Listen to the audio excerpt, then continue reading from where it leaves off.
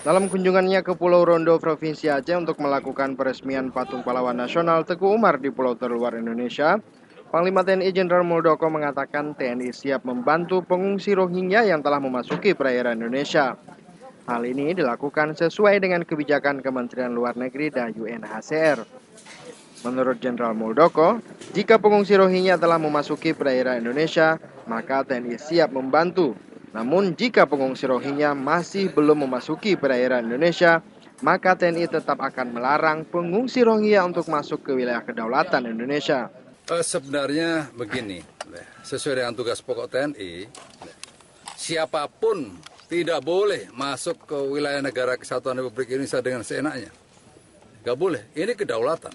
Kedaulatan harus dijaga. Untuk itulah TNI berada paling depan untuk menjaga kedaulatan ini.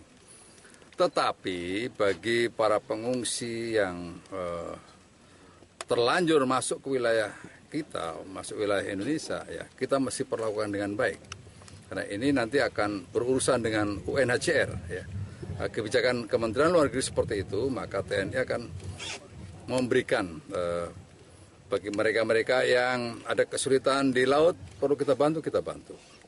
Tetapi yang paling utama bagi TNI adalah menjaga perbatasan itu tidak boleh dimasuki oleh siapapun.